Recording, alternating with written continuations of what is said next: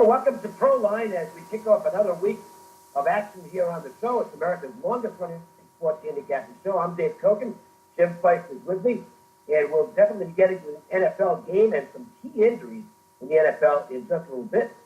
First, though, we're going to touch on the NHL, which has arrived in Las Vegas with a real bang as the Vegas Golden Knights go on the road and pick up two exciting wins. And then their home opener on Tuesday night before a packed house with an absolutely stirring pre-game ceremony. Obviously, with what's taken place here in Las Vegas, it was a special night. And then the team went out and performed brilliantly as they took a big lead right away, made it stand up. And the Vegas Golden Knights, the first ever expansion team in NHL history to start 3-0. Jim, this is pretty exciting. You're darn right it is. And, you know, in the last couple of weeks, we've had a lot of I'm very proud of the city of how we reacted to the crisis and the disaster that took place here. And it's good to have a brand new team in town, and they're doing well to help lift the spirits. And I got to say that our citizens here, the residents, the medical people, the metro, the police, everybody just stood up and did a great job with the crisis, saved a lot of people, and fortunately brought down the shooter pretty quickly. So we move on from that, and hopefully it'll never happen again anywhere, not just here, but anywhere. I think that's probably not the case, but we can always hope. Dave, I want to bring something up, you're a baseball expert. Washington just made a pitcher change. It's going to be Strasburg against Arrieta, and that's at 1 o'clock today, our time, 4 o'clock Eastern. And that's the Washington at the Cubs. And for the Yankees in Cleveland, it's Sabathia against Kluber. These are big games, and that's a big change in the line from Cubs were like 157, 160. It's now down to 110. I have not played this game, but I think I might go ahead and take the Cubs now. It's almost as though Strasburg is being forced into this start. He's the one who was begged out of the start. As it turns out, it wasn't Dusty Baker. It was Strasburg saying he didn't feel good or whatever. And, you know, kind of living up to his image as a bit of a diva who needs everything just right to go out and perform. I think the Nationals are not hitting at all right now. And at that price, I think I'd rather have the defending champions who know how to win these games against, quite frankly, a franchise that has never been able to win these big games despite a wealth of talent over the past several years. You know, the Nationals just haven't gotten it done when it matters. And they've got their backs against the wall here. And I'm not going to sell this online. I'll give it out. Actually, I am probably going to post this online at some other sites, but I'll give it out here. I'm going to go ahead and take the Cubs this game. I think the big question would be is how healthy is Arrieta? We know that he's not 100%. He has missed some time. Bulldog. Yeah, he's tough. I mean, this could be, the total in this game, Dave, is 7.5.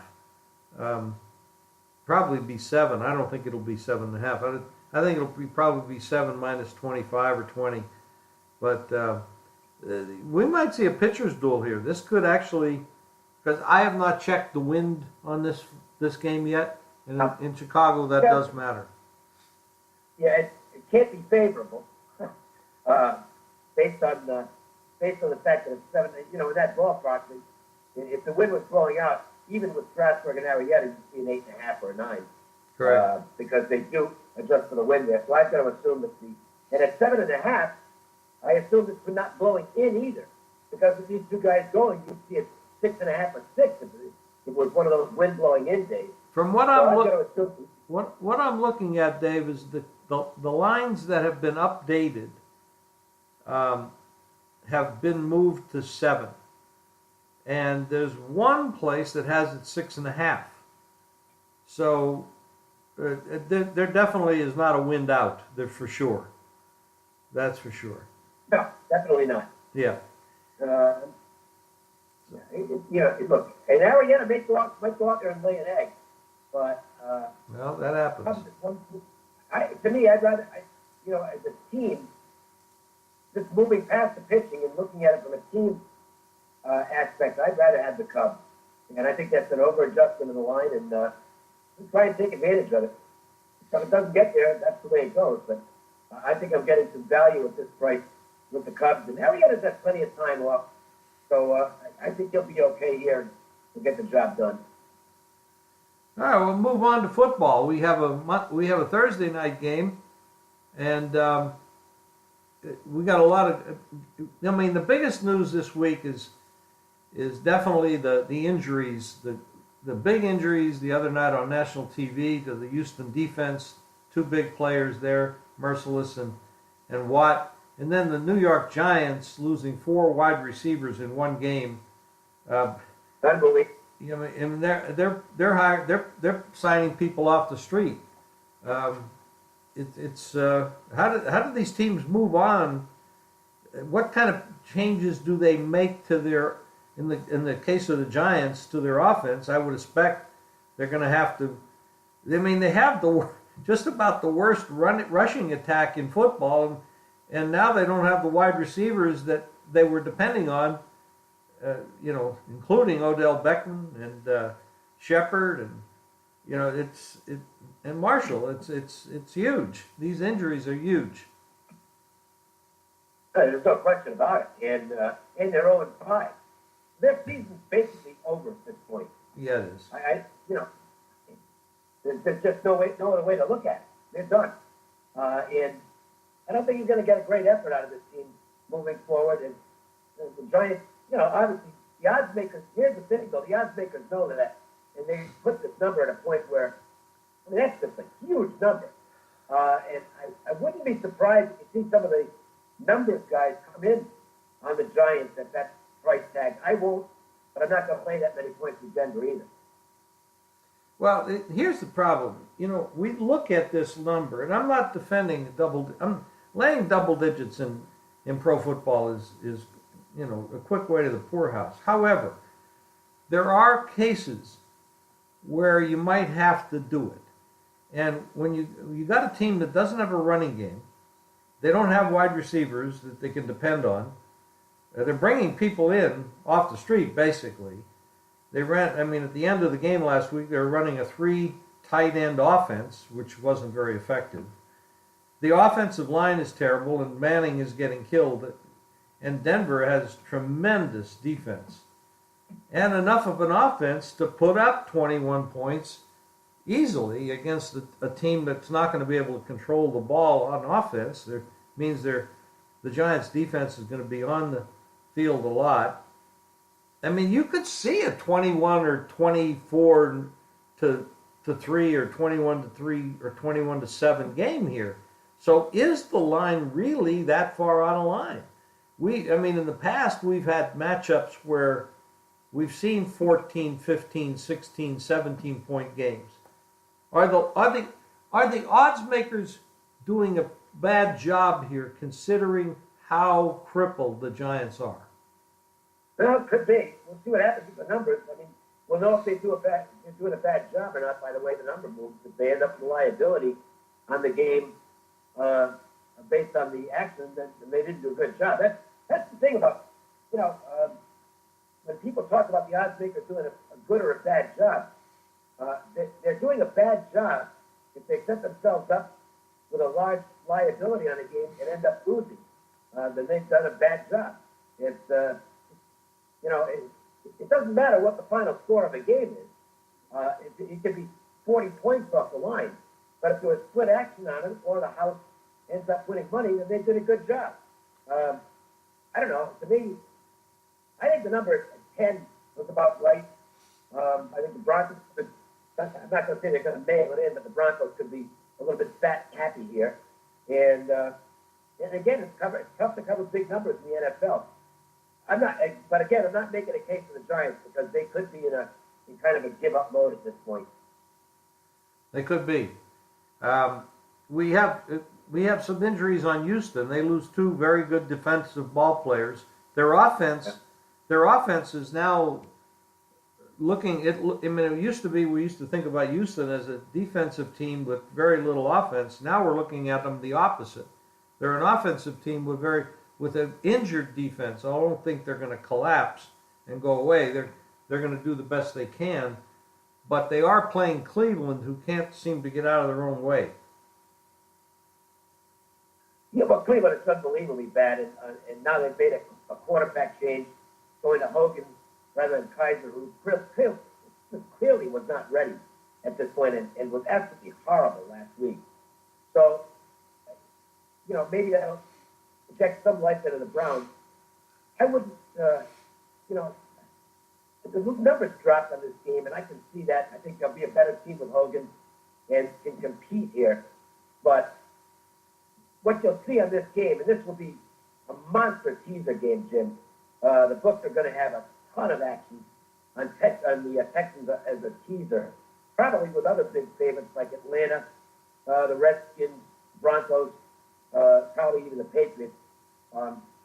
So this is going to be quite a weekend for the books as far as this go. I think you'll see lots of lengthy teasers, 3-team round-robin teasers, stuff like that, and the Texans will be on all those tickets. Yeah, I agree with that. Now, last week, the Jets went into Cleveland and beat them. But when you look at the stats, I mean, Cleveland had twice as many yards. They outstatted the Jets tremendously in that game. Somehow, of course, Cleveland always finds a way to lose. So, but they were able to move the ball, and now they're going against an injured Houston defense, which might explain the reason the total on this game has gone from 44 to 47. So yeah, and I haven't done much with that. Look, for me, the NFL right now, I'm pretty happy with the NFL. 3-2 last weekend, and one of the losses, actually both of the losses were tough because Buffalo I lost by the hook on a late field goal, and then they just couldn't get the job done at the end of the game. And the other one was with the Rams, which I don't think there's any question. I should have won the game, but Todd Gurley decided that the football was a loaf of bread and dropped it on what would have been a touchdown. And then the Rams squandered other opportunities. They had 5 turnovers in the game and still only lost by 6 points. That's a game the Rams should have had. So I'm real happy with my NFL right now. And in fact, it's a game I want to talk about that I do like to some extent this weekend. The number's going up on this game, but it's a game that I think is worth taking a stance on. That's the matchup for the Steelers and the Chiefs. And Jim, this goes beyond just the football stuff. I think that the Steelers might be the team, and I'm not going to get into what's right or what's wrong or my opinion on it, but I think the Steelers are the team that's been most affected by all this national anthem hoopla. They are a divided team right now. And on top of that, Roethlisberger's off the worst game of his life, and they've got a load of injuries as well. They're not healthy at the linebacker spot. Hey, Pittsburgh's in trouble here. And I think, they're going in and facing the hottest team in football right now in the Kansas City Chiefs. This number opened 3. It's going up to 4. I agree with the move. The Chiefs are the right side of this football game. I know that, they've got a little less rest because they had to play a late game. But to me, Kansas City are nothing in this game right now. And, they're on a roll. Oh, they're definitely on a roll. They have, this looks like Alex Smith looks like a totally different player. Right? I remember him back in college, and he looks more like that than he has in his pro career. And he's pushing the ball down the field. Perhaps it's because they drafted a quarterback that has a big arm, and maybe he's feeling that pressure. But he also has some offensive weapons that are pretty darn good. And Big Ben talked a lot about retiring after last season. And the way he's playing, because I can't really get into his head, I don't know the man, but is he playing like half-heartedly? Like he doesn't seem that he's that into it anymore. It's almost like he thought about retiring, and maybe when you start thinking about retiring, maybe you should retire, kind of thing. Yeah, I think once that mindset starts creeping in, maybe the full-time commitment isn't there anymore. And, you wonder about Mike Tomlin's status at this point because I think this is a bit of a fractured football team. And by the way, he had this thing on the field with Big Ben and the receiver last week, Antonio Brown. Things are not rosy with Pittsburgh, and Tomlin's been there a long time. He's delivered a lot of victories. This is not a team that roughly changes coaches, but I think the Steelers might be approaching that situation where they might have to consider a coaching change. Well, they're going to have a coaching, possibly a coaching and quarterback change after this year. I don't think Ben can be back after this year. There was a line move, Dave, and I want to discuss it with you because you might have a little bit more insight into this. New Orleans opened 3, and it's up to 6. Well, that's Stafford. People are playing on the Stafford injury. I don't know if he plays or not at this point, but he's definitely banged up. So, he is banged up, but it's not definitive that he doesn't play. He's a tough kid. He is a tough kid, but if he's not healthy, are you going to risk him for one game when you're in pretty good shape anyway as a team? And are you going to risk him for one game? To me, if I'm the coach, knowing how rough it is for quarterbacks out there, I'm going to give Stafford the week off, let him get healthy, and get out there the next week. And it's important to note, they're off next week. So in effect, if you give Stafford the week off to heal, and then he's got the bye week on top of that, you're probably going to have him 100% ready to go 2 weeks down the road.